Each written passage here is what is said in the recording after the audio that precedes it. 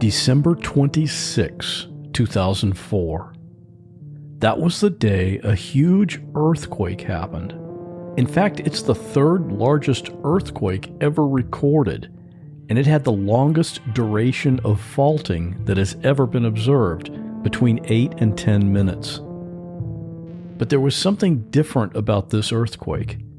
It happened underwater. It took place in the Indian Ocean. The epicenter was off the west coast of northern Sumatra, Indonesia. The result of this enormous earthquake happening under the ocean was that it created massive waves of water, up to 100 feet, or about 30 meters high. These waves arrived without warning. More than 227,000 people woke up that morning and went through their normal routine, not realizing it was their last day to be alive. Good evening. More than 11,000 people are now thought to have been killed in southern Asia after an undersea earthquake sent enormous waves rolling across the Indian Ocean. The quake measured 8.9 on the Richter scale, the biggest in the world for 40 years. Waves up to 10 meters high engulfed the coasts of many countries. The quake's epicenter was off the island of Sumatra in northwestern Indonesia, where more than 4,000 people are thought to have died. In Sri Lanka, officials say more than 3,000 people have been killed and more than 1 million affected. In southern India, 3,000 people, mostly fishermen, are reported dead. At least 300 have been killed in southern Thailand, including some tourists, and hundreds of people are missing. And waves swamped the low-lying Maldive Islands, leaving the capital Male two-thirds underwater. Gareth Furby reports. For many tourists in southern Thailand, this was a paradise. Not anymore.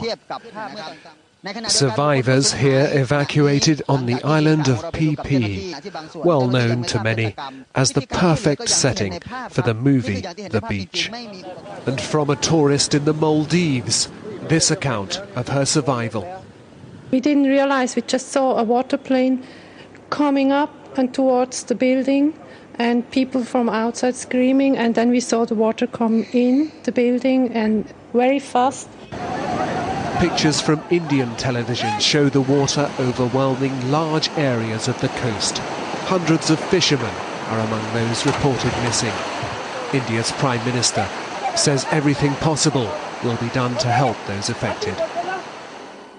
My heart goes out in sympathy to all those families who have lost their dear ones. Sri Lanka has declared a national disaster and is appealing for international aid. I remember when it happened. It was a Sunday, the day after Christmas. Of course, it was the leading news story all over the world. I heard how the story unfolded, how the underwater earthquake happened, and the unbelievable numbers as the death toll kept rising. It was an incredible tragedy. But I was in the U.S., and that horrific scene was on the other side of the world. It didn't seem real. But for my guest today, Aaron, that scene was very real. He was there.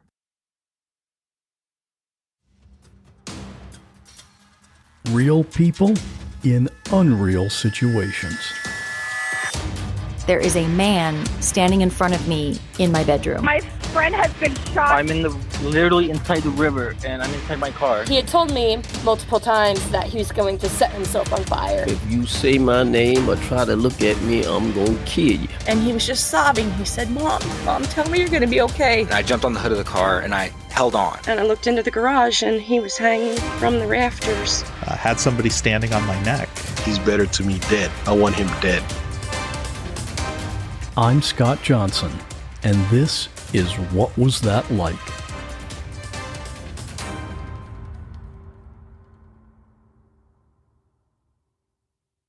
I'm not a rock climber, so I got to ask you this. Why is the rock climbing in Thailand among the best in the world? Well, first off, it's probably the only rock climbing you can do in your bare feet in a perfect white sand beach, which is really unusual. It's like half a kind of beach sunbathing, half extreme sport, which is a really nice combination.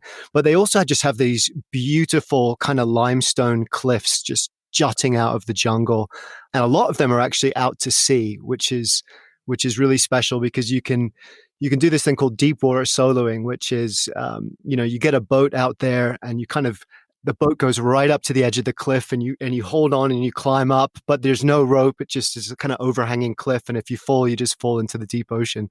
So it's really fun for that. I tried a bit of that, but I don't know if my climbing skills were up to, or maybe it was just like my mental skills were up to letting me get too high up there. But yeah, we loved it. My now wife, but girlfriend and I were traveling around there, and we were both big into rock climbing at the time, and it was a beautiful place to go and visit. Awesome. This sounds beautiful. I've never been to Thailand. I'd love to go there sometime. When this happened, you had the whole month of December off work. Yeah, well, we both worked for the same company. We met there. It was a music management company called IE Music in London. And I had the best boss. He was like this total rock and roll 60s boss, used to work for Island Records and manage a bunch of the big bands there, T-Rex. And it was just one of those offices which was a lot of fun to work with. We would work all really hard during the year, and then he would just shut down the office through December. Every December, he'd be like, right, that's it. I'm out of here. That means you're out of here too. And if you didn't have a tour on or something like that, you were allowed to just go. So Jill and I would just kind of go backpacking for a month every December. For about 4 or 5 years, we did that, which is a really amazing way to see a country, to have that amount of time to properly get it into you and enjoy it. So Thailand was, I think, our second trip that we did that. And you went there specifically for the rock climbing, right? Or I mean, obviously they have other things that you can do there. We went there for the rock climbing and the diving, really. Yeah, we went. So we flew over to Bangkok, and it is an incredible place. If you've never been to Asia, there's just something about the otherness of it, which is really different to traveling in America or Europe, or even South America in a way. It feels like a very different country. And Bangkok is kind of mad and crazy, and you go and see the temples and all of that sort of stuff.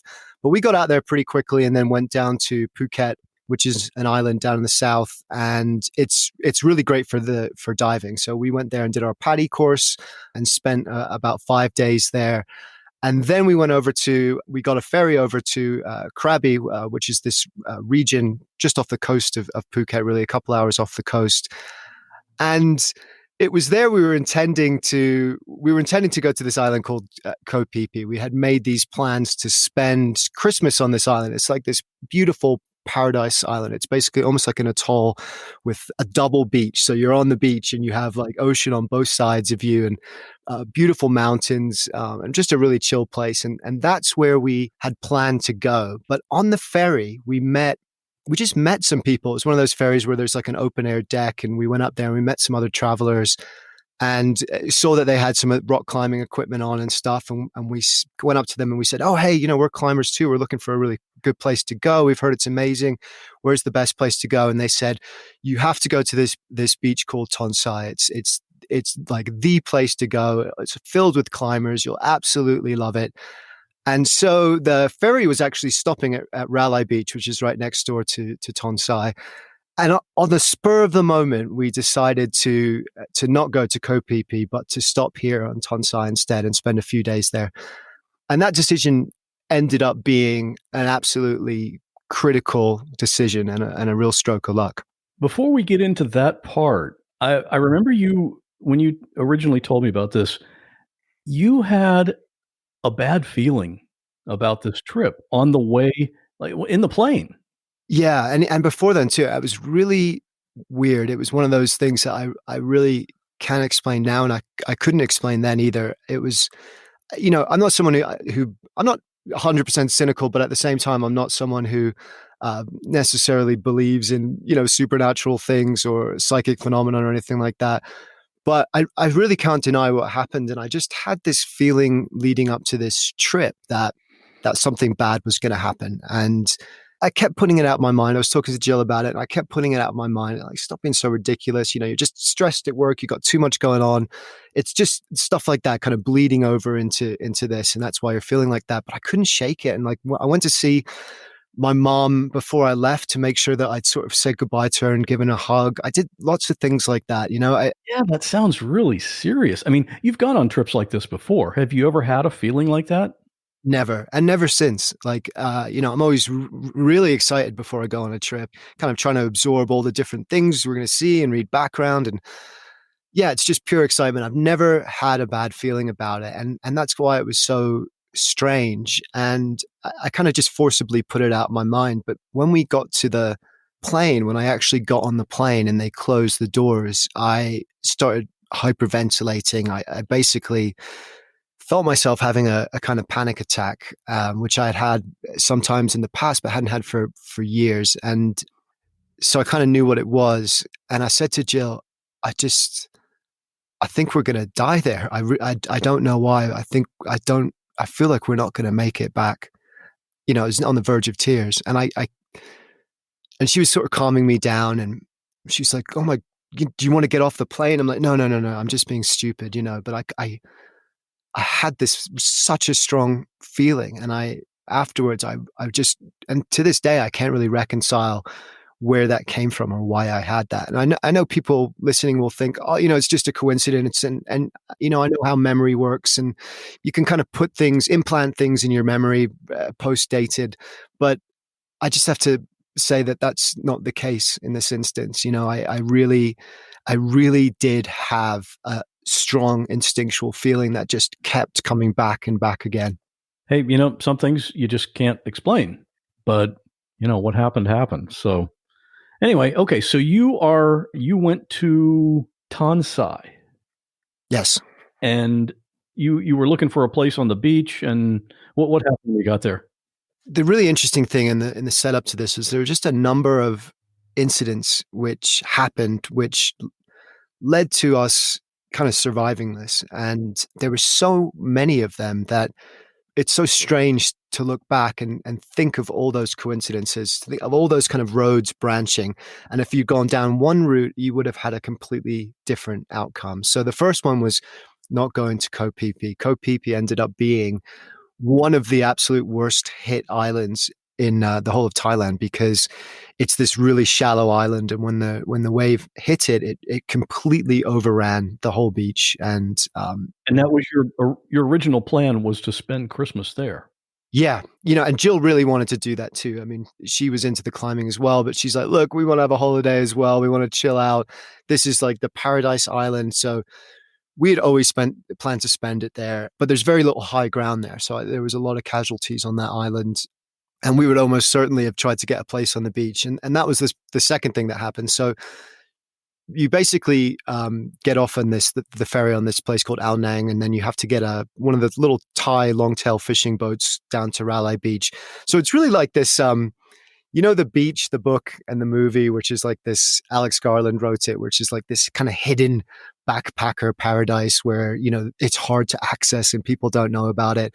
And that's a little bit like what Tansai is like. But in order to access it, you have to get this boat to Raleigh Beach. And we arrived, and it's this absolutely spectacular place. Like, if you can imagine a photograph of a tropical paradise, this is it. It's like beautiful limestone crags covered in jungle, rising up from this perfect beach and turquoise water, and little Thai fishing boats and really nice hotels along the, very, very well done and authentic, nothing high rise along the beach, and, monkeys in the jungle. It's just an incredible place. And so we got off and we're like, Raleigh Beach is so nice, and let's try and get a guest house here instead. This is so nice. And Jill really wanted to do it.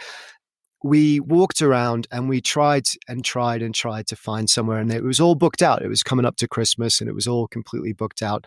And we were so disappointed. And actually, I watched the trailer for the Impossible movie, and the hotel that's set in, that they stay in, is the hotel that we were trying to stay at. That was our number one choice. And we were so disappointed. We walked around for a couple hours and we couldn't find anything. So in the end, we said, okay, well, let's go over to the next beach, Tonsai. And that really is that sort of like hidden paradise. The only way you can get there is by hiking over this really steep jungle pass, or in low tide, you can kind of wade around this headland in the water. There's no other way to get there. So people have to work to get there, and it's a real climbing community. And we arrived, and it was just a beautiful place, but more of a sort of backpacker budget place, like little shacks on the beach and like really cool little open air bars and music playing and that kind of thing.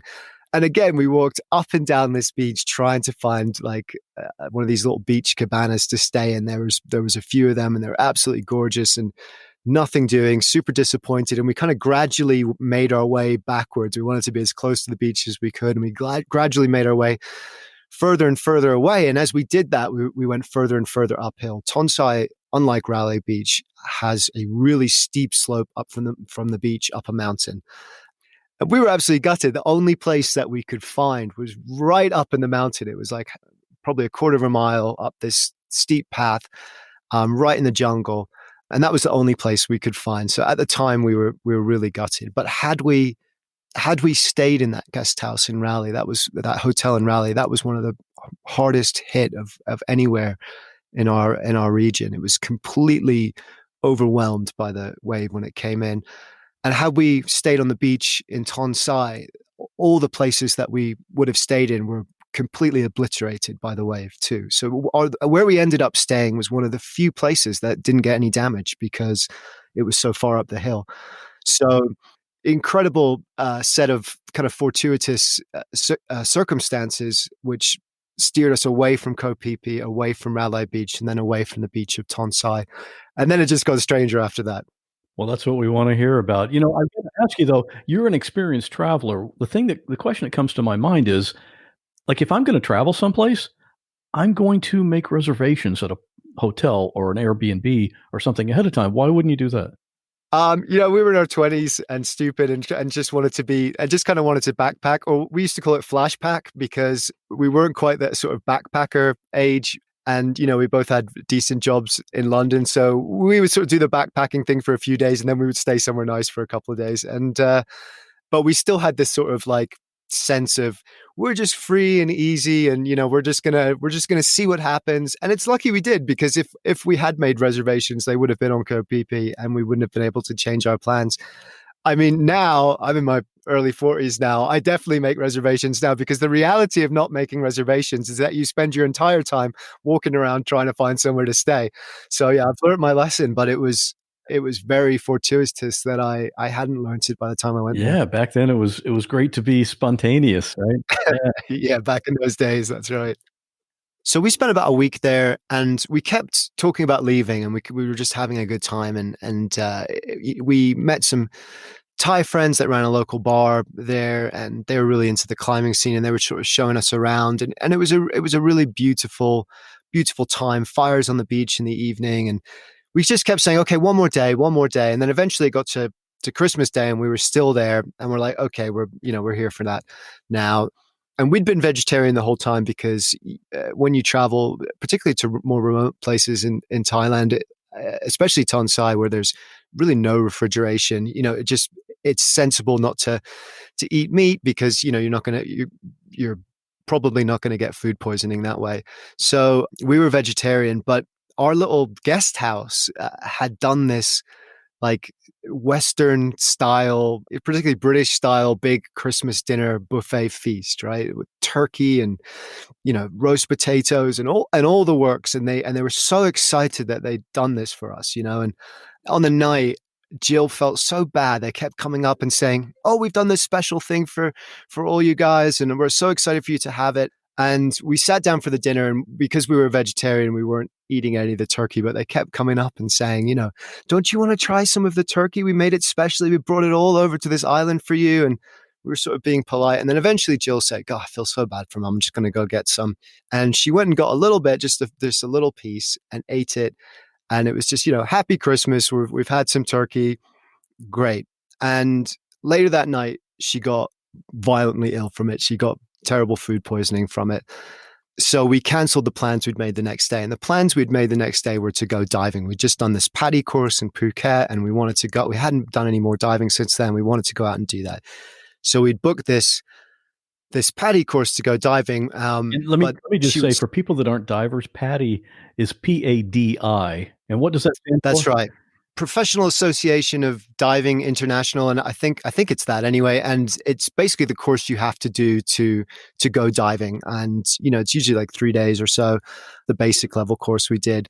But we had it, so now we could go diving. Still with a company, but we were able to go down to about 20-25 meters, and we hadn't really used this certification yet. So we're like, okay, day after Christmas, this is going to be perfect. And we booked this day out to do a couple of dives. But then on that morning, she had such a rough night that I canceled it. Basically, I said, we can't go out. She's not well. We'll do it another day when she's better. That was the other thing. If she hadn't eaten that piece of turkey, we would have gone out diving that day. And if you were on the water when the wave hit, there would have been absolutely no chance.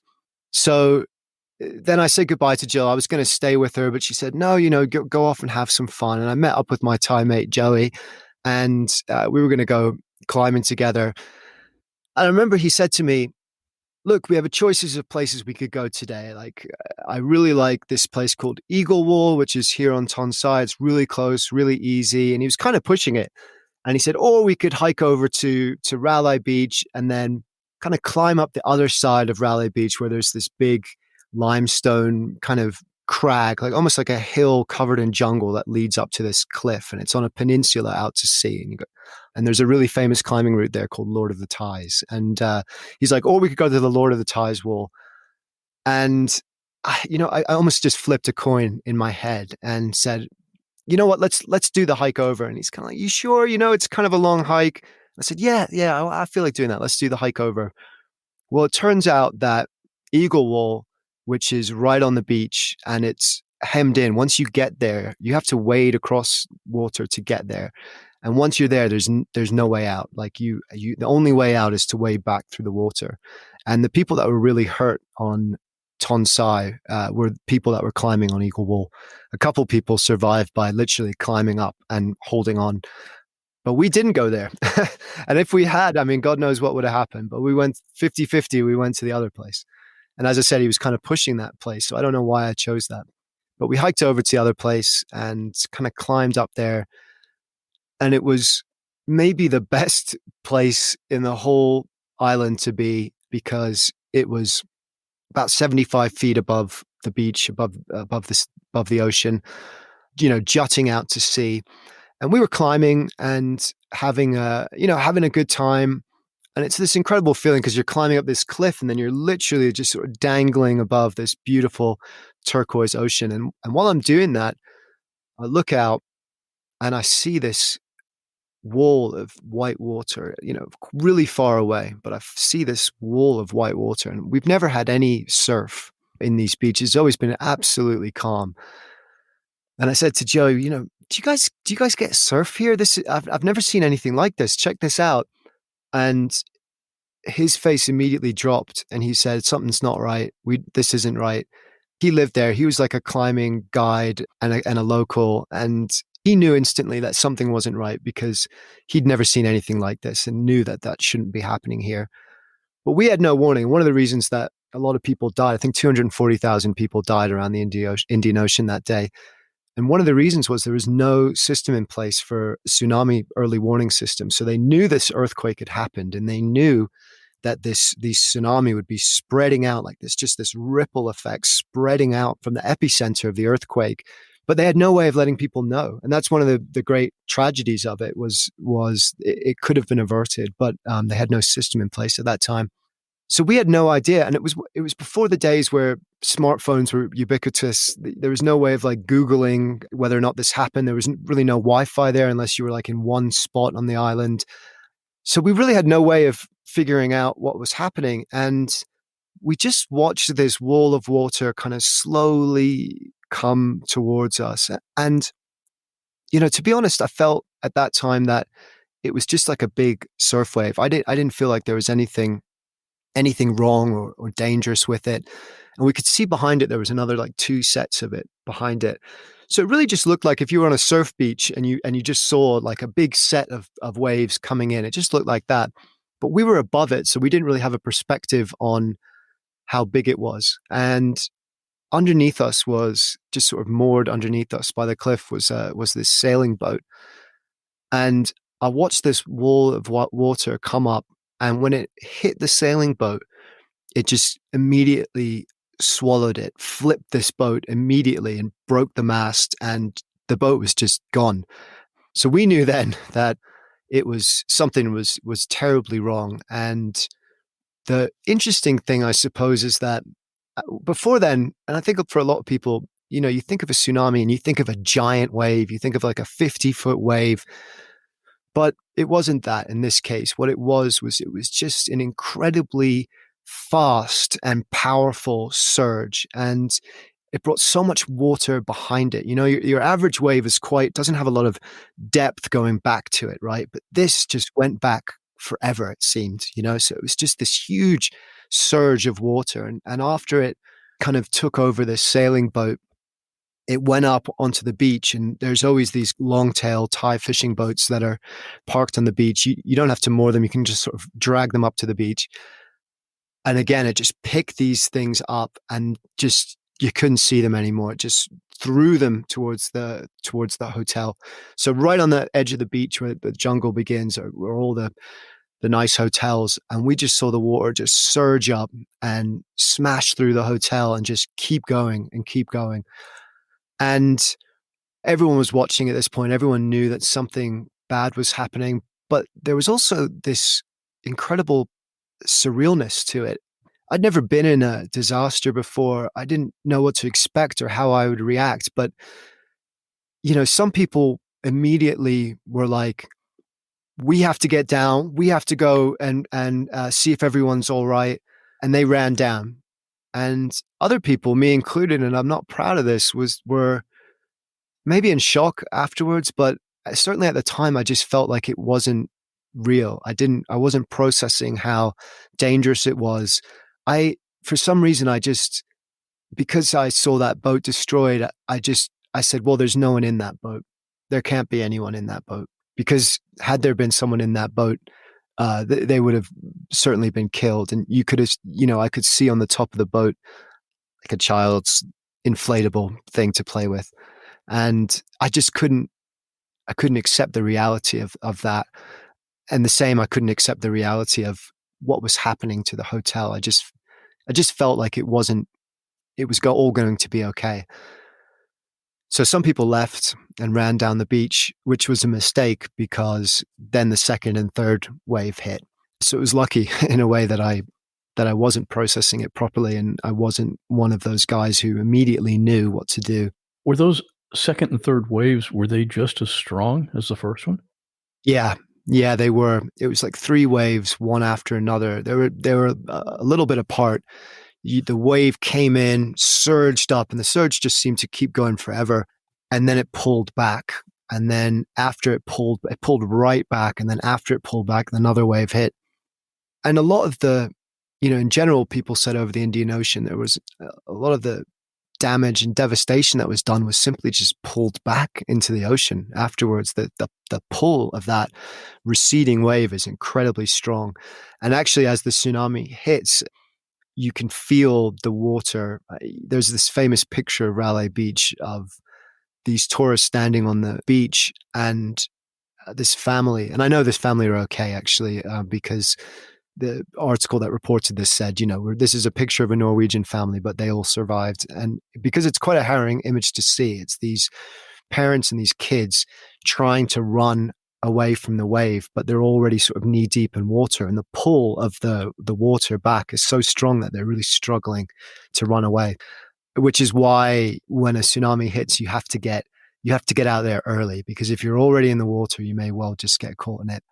So people that were there and got hit on the incoming, if they survived that, now they're being sucked back out to sea.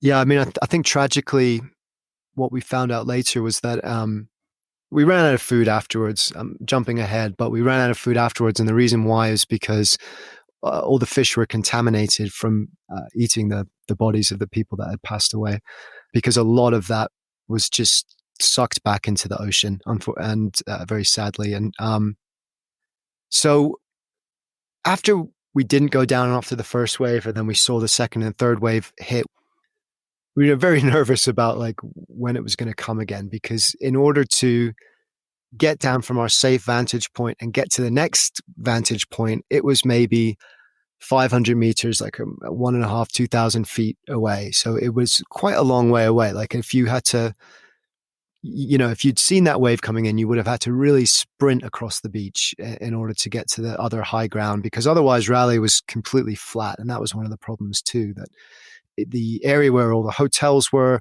was just completely flat for a long time. So there was no way to really escape from that.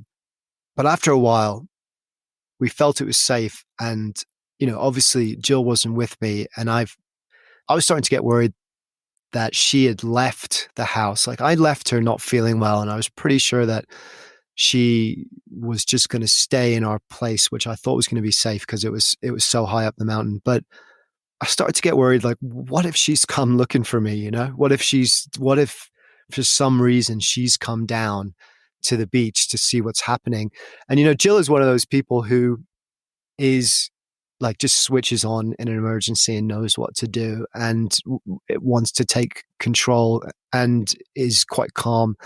And so I knew that she wouldn't be passive in this situation. She would wanting to help people and wanting to have a positive influence on it. So I started to get really worried that she'd gone down to the beach, and I really wanted to get back. So we kind of hiked down this path to the beach. And when we got there, it was absolutely shocking. We really couldn't tell from where we were the amount of damage that had been done, but there was just, litter strewed all across the beach, broken Thai fishing boats, parts of the sailing boat, people's clothes. There were fishing boats that had gone all the way into the top of palm trees. That's how high they'd been carried. The hotel was destroyed. Everything was just littered across the beach. It was like a bomb, like a war scene or something like that. And we walked across the beach, and at the far end of the beach, I found this doll, this child's doll, just lying on the beach. And I just thought, oh my God, And it sort of really brought it home. And I needed at that point to get out of there and to get up and find Jill. And so we hiked up to the top of this pass over to Tonsai, and people were screaming. There was someone shouting at us, get down, get away from the ocean, it's coming again. There was a lot of conflicting information. No one knew what was happening. And I went down, and again, it was like another war scene in Tonsai. All the places that we'd wanted to stay in were absolutely just, they weren't there anymore. They were just destroyed. All the places we've been kind of hanging out were absolutely destroyed. All the boats were destroyed, and people were just wandering around like zombies. People were just in shock, and I think I was in shock too. I still couldn't really accept that people might have been killed. Even at this stage, I just felt that it was something bad had happened, but everyone probably escaped.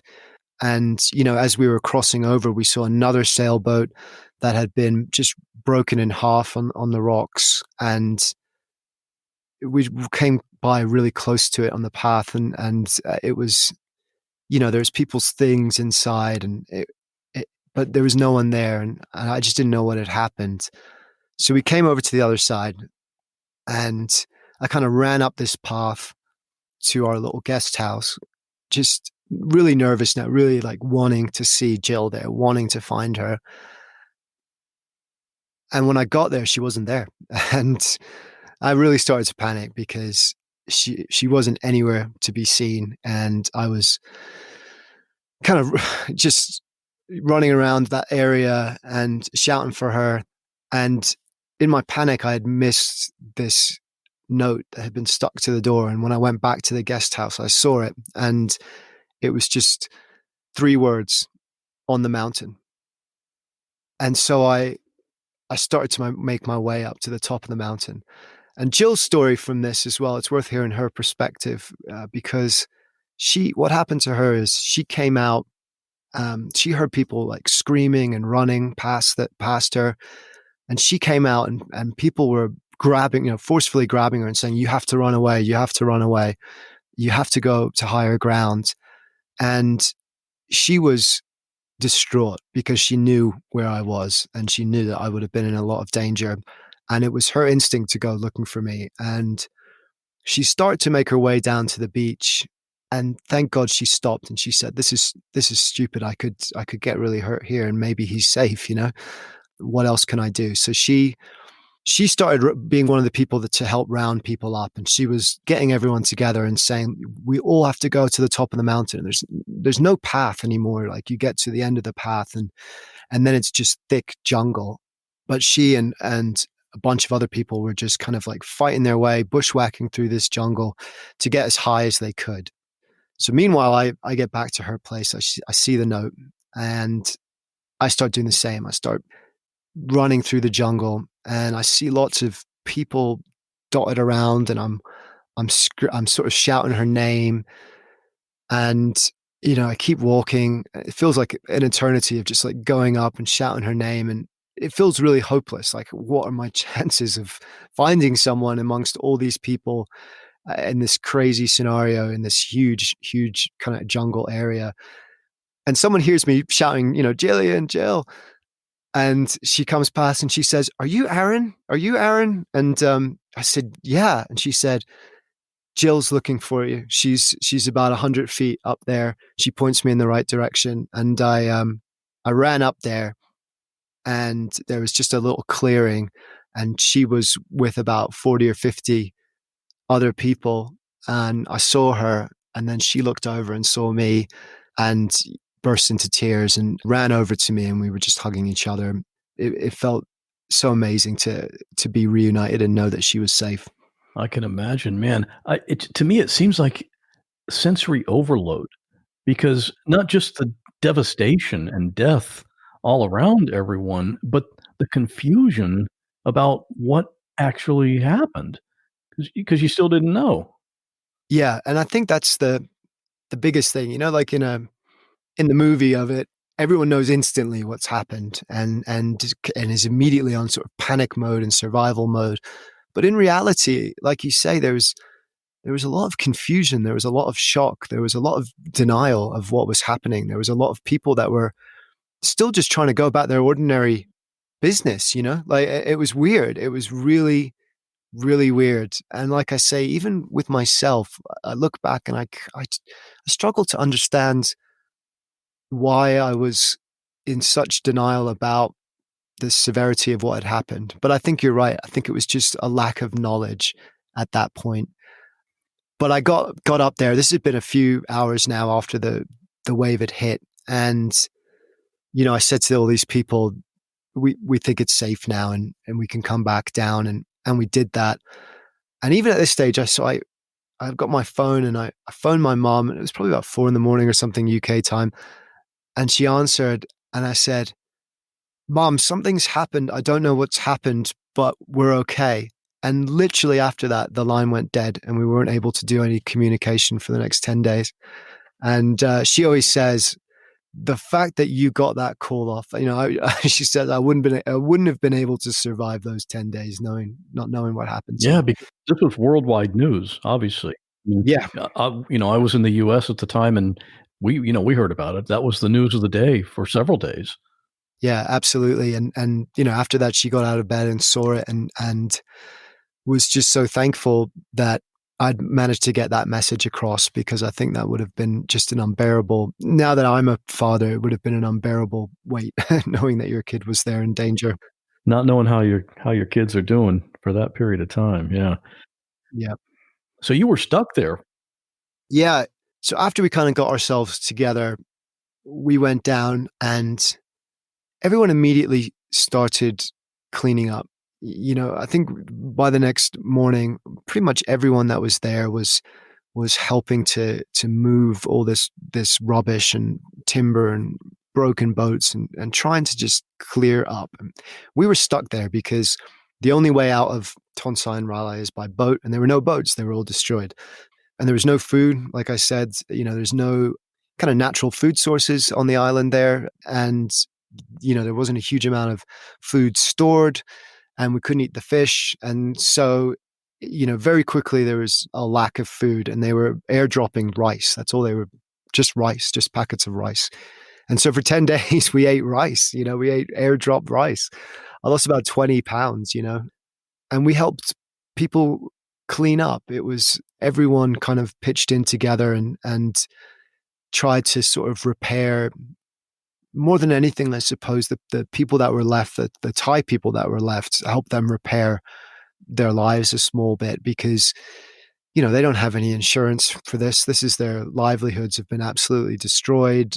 And I guess we all just wanted to help in some way. And I felt very lucky because there were a lot of people around me that had been separated from family members. Like there was a guy I remember when we were helping to just carry stuff into this pile of rubbish, and he was talking about how his wife and kids had gone on ahead of him to Koh Phi Phi, actually, and he couldn't get hold of them. And I can't imagine what he was going through, but he kind of wasn't letting it in. He was just working 12 hours a day to clear this thing and then sleeping, because how do you face something like that when you have no control over finding it? And so we felt very lucky that we had found ourselves and that we were both okay. That afternoon, there was a lot of people hurt. There was a lot of people that were being, carried to kind of makeshift first aid centers, not even really medical centers, but a lot of it was just swept away by the ocean. It was one of the weird things, was that a lot of it was just gone, and it was very strange. So our guest house was still okay. So we slept there, and, other people bunked in. A lot of the places up in the mountain were okay. And some people left earlier, like there were sort of priorities, and if you had family or kids elsewhere, or you had to, then people were allowed to ship off. But we stayed. It was such chaos everywhere. We just decided to stay and help, and we had no immediate urgency to get back like other people did. So we just decided to stay and help. And we had friends, this guy, and his wife, who ran the climbing kind of school and bar. We'd made friends with them, and they really welcomed us in. And a couple of times they cooked for us. They caught a bunch of crickets and fried them up. They invited us round for some food. We were hungry, and they said, "Come around. We found some food. We're gonna eat it." And we were really excited about it. It was a really nice thing for them to do. And we arrived, and they'd fried up all these crickets.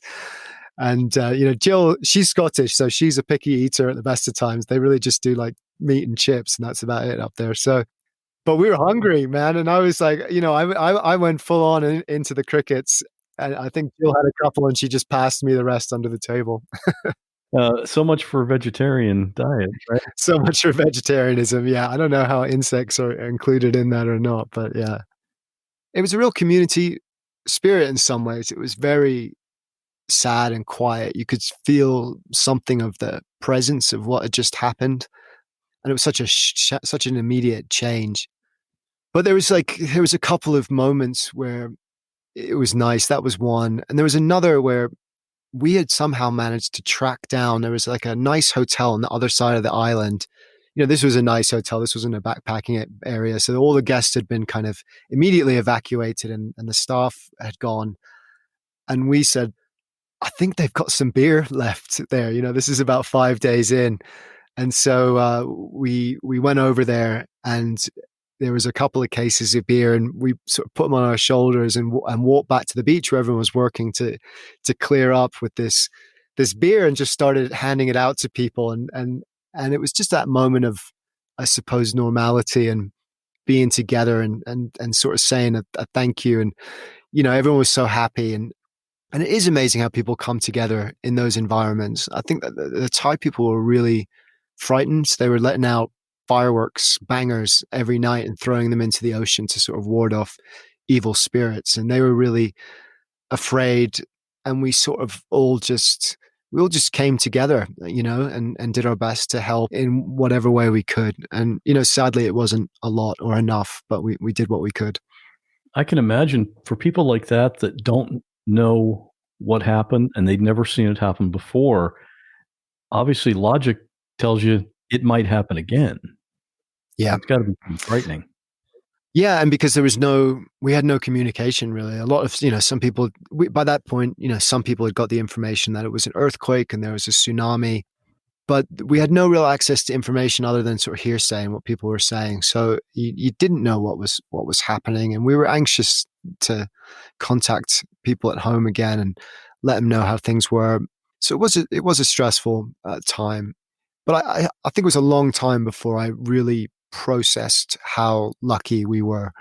I think in the moment you're just dealing with, as you call it, this sensory overload and this incredibly shocking situation, which has suddenly happened out of the blue. It was a beautiful blue sky day, perfect day, everyone's smiling, happy. And then all of a sudden, it just, without any warning whatsoever, it changed. And I think the suddenness of that was just incredibly shocking. And it took us both a long time to process and really appreciate how lucky we were. The conversations you and Jillian must have had in thinking back, now you're telling the story, but thinking back, wow, what if we had not made that decision and another decision, and then you ate the meat, and it's just like a chain reaction of things. Yeah, I think I gave up like 8 of my 9 lives on that day, because it was so many. To look back and see those 5 or 6 decisions, which at the time were tiny decisions, unconsequential decisions, and yet later on they would be life or death decisions. And it made me think, really, you don't know those moments when they're happening. You know them in retrospect, but you don't know them when they're happening. And it's kind of a hard thing to realize in a way. It's because there's a lack of control to that, right? You can't prepare for that. So I think all you can do in a way is just be really grateful. And I think that one of the lessons afterwards, I became really kind of obsessed with death and the nature of it. And I'm kind of a philosophical guy, I guess, and I read a lot about it.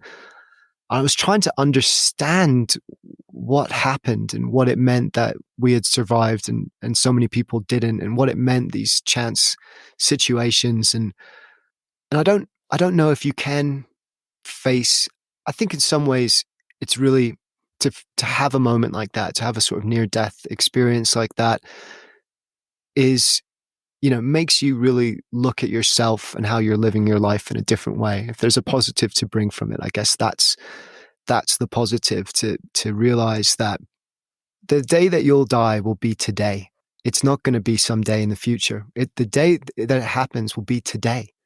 And that moment can happen at any time, and we can't face it head on. I try to understand, like, if I could accept, I somehow felt if I could fully accept the reality of it and face it head on, then I would somehow kind of overcome this fear of death. But I don't know if we're, I don't know if human beings have evolved to be able to do that. I don't think you can face the reality of it. We sort of picture it as some distant thing in the future and put it out of our minds. And I think when you're confronted with it and you realize that the day it will happen will be now, it changes your understanding of that in quite a fundamental way. And, when I got back, I made a lot of changes to my life. It didn't happen instantly, but I started to really think about what I really wanted to do, what was really important to me, and to try and stop living my life for other people, in the sense that so much of what we do to try and, for our ego, to be successful or to appear successful or cool or all the rest of the things that we want other people to see us as. And a lot of times those things we aren't for ourselves, right? If we were to take all of that out, what would be the decisions that you would make? And I think if you realize that, if you realize your own mortality, if you realize the impermanence of life and the fragility of life, then in some ways that frees you up to make those big decisions for yourself to live the life that you really want to live. And, soon after that, I quit my job in the music industry. It was a great job, but I always wanted to be on the other side of it. I always wanted to be making the music, not doing the business of the music, but I probably wasn't good enough. And so I ended up becoming a writer, which was kind of my lifelong dream, and trying to make that work. And I don't know if I would have had the courage to pursue that without that event kind of shaking things up for me. Isn't it interesting that it takes something like that for us to realize, to kind of step back and look at, wow, what am I really doing with my life? Yeah, absolutely. We're on autopilot so much, In modern life, particularly, we have such a busy life, and it's even more so now. It's so filled with information. It's so filled with busyness. We kind of hold up that mantle of being busy and as a kind of emblem of pride, right? And so we don't have enough space to really consider some of those big questions. And I think a big event like that just knocks a bunch of that rubbish out of your head and gives you, for a while at least, the space to see how life truly is, how lucky we are to be alive. And I think that one of the big things I've taken from it is gratitude. I think gratitude is really, really important. And it's easy to go through life without thinking about that because we're always striving for the next thing. We live in a really ambitious culture. We're always striving for the next thing and trying to achieve the next thing, and often at the expense of being grateful for where we already are and present and appreciative of that. And we have a little Thai mask that we bought in Phuket, and we've got it hanging on our dining room table because I want to sit around that table with my family and just be grateful and remember that I came very close to not having that. I came very close to the last, 18 years or so, not being there for it, and not having my children, and not becoming a writer, and not having all those thousands of experiences that have filled me with so much joy and all the rest. And I came very close to not having that. I came 5 decisions away from not having that. And then that's made me incredibly grateful for every day, and incredibly determined to kind of keep that attitude of just thanks for being alive, and understanding that it can be taken from you every minute. It doesn't mean you have to be fearful of that, because that's inevitable. But what it does mean is that you can't waste the time you have. This happened in 2004. Have you been back there since then? Yeah, I don't know why I did it. About 4 or 5 years later, I went back with a friend of mine. It was actually a huge mistake, but it's this famous place for rock climbing, and he really wanted to go. And I was just about to get married to Jill, actually. So, as a kind of, before we did that, we wanted to go back there on a climbing trip, and immediately, we weren't supposed to stay there for very long, but immediately when I got there, I knew it was a mistake, because I just felt so much the kind of ghosts of what had happened, and no one else did. It was like life had returned to normal, and people were sitting on the beach as they were before it happened, and everything had been rebuilt, and there were tourists there, and people were all smiling and laughs, and it was kind of shocking how it can return to normal. And it was kind of shocking that so much devastation occurred in this place, and yet here I am just standing here again. And I don't know why I went back. To this day, I really don't know why I went back. I guess I felt I had to, but I found it really hard, and I actually ended up leaving pretty quickly after that. I tend to think of like someone that's in the military and travels to another country during war, and all the horror of that, but then going back after the war to the same place. It's probably a similar experience. Yeah, it is. And I guess there is a positive to that, which is, these people had rebuilt their lives. Life goes on, and that's a good thing. We can't stay kind of mired in that tragedy forever. Life is for living, and I'm a firm believer of that. So I think it is, of course, it's a positive thing. For me personally, it felt very strange. I really felt the presence of what had happened there. I couldn't stop looking around and thinking, where people stood right here, this happened. And now it's disappeared and gone. And that felt strange. Yeah. Life is very different for you now. Yeah, it is. Yeah. I'm enjoying life now. Like I said, that life is for the living. So you gotta enjoy it and be happy and grateful for it, for sure. You and Jillian got married. You got a family. You've got kids, right? Yeah. We got married.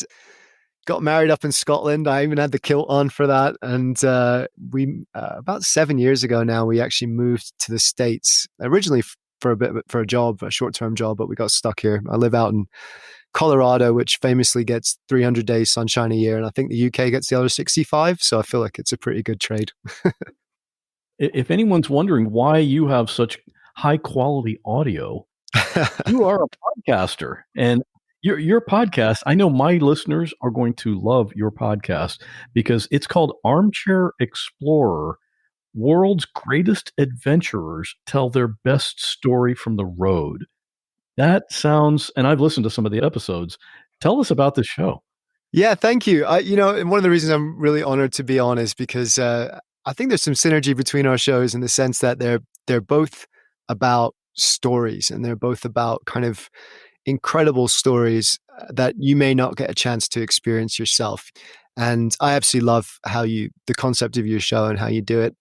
And my show's, it's about adventure. It's about travel. I've been lucky to have a bunch of pretty amazing guests telling their stories, from, the explorer Ed Stafford talking about his 2.5-year trek along the Amazon River. He's the first person to walk the length of the Amazon.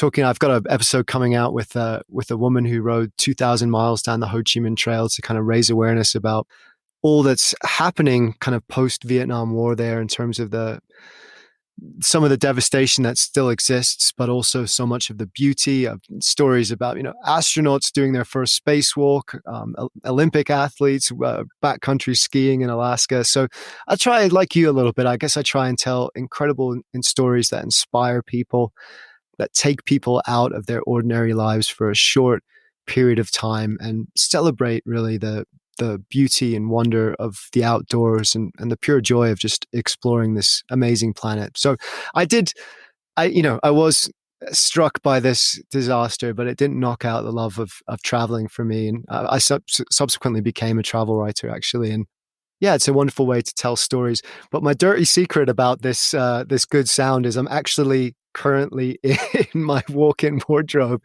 surrounded by like these big blankets that I've put up against all the walls. So, it's not quite a high-tech studio.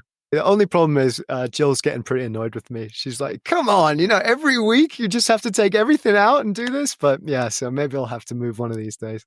So your podcast can be found on probably just about any podcast app, and the website is armchair-explorer.com. That's right. Yeah. Thanks. Yeah. Thank you so much for sharing that. I appreciate it. We'll have links. You're on all the socials as Armchair Explorer Podcast on Facebook and Instagram. And we'll have links to all that in the show notes for this episode. Aaron, thanks for coming on, telling your story. Oh, thank you so much. Yeah. It's like I say, it's been an absolute honor, Scott. I appreciate it. I have a bunch of things I need to tell you about. During our conversation, Aaron mentioned a movie.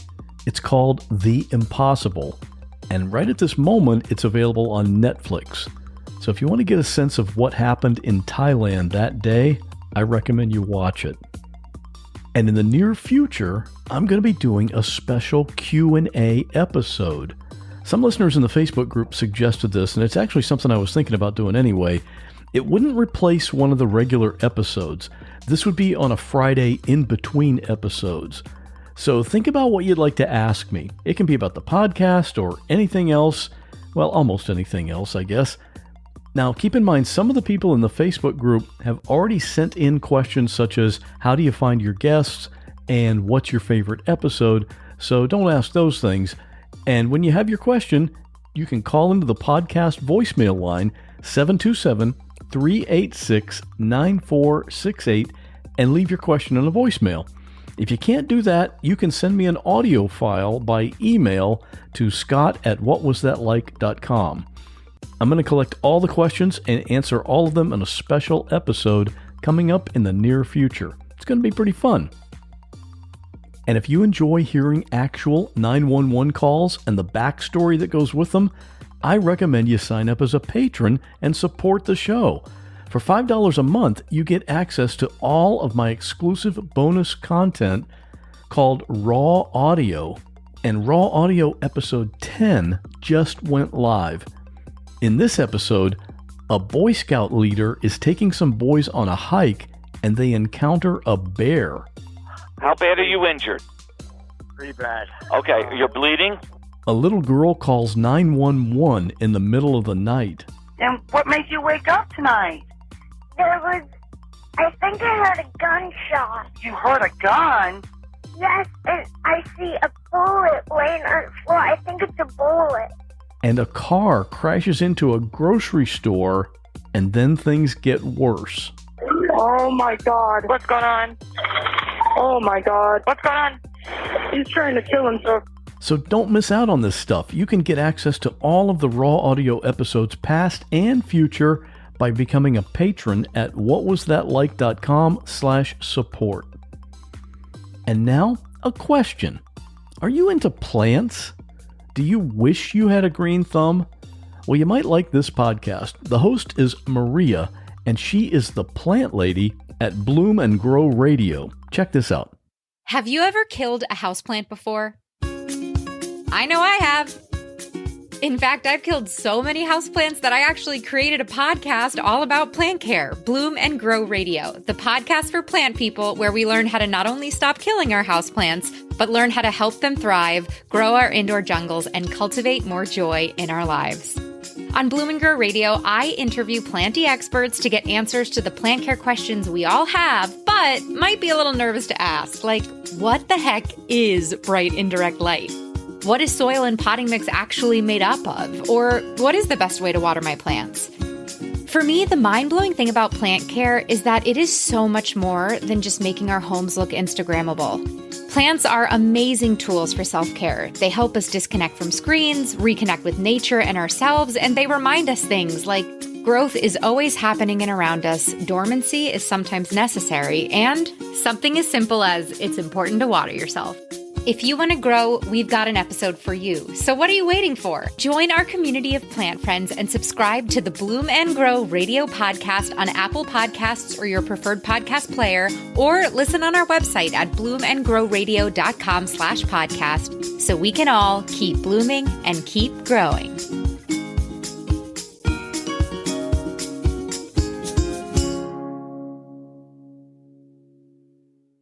And finally, we have a voicemail from Karen, and she listens to the podcast in Scotland. Hi, Scott. I thought I'd drop you a quick line to say how much I'm enjoying the What Was That Like podcast. I live on an island in the Outer Hebrides of the northwest coast of Scotland and work from home, so listen to loads of podcasts all day, every day. After finding What Was That Like, I am binge listening to every episode. I just love it. You have a great voice. I find it strangely comforting.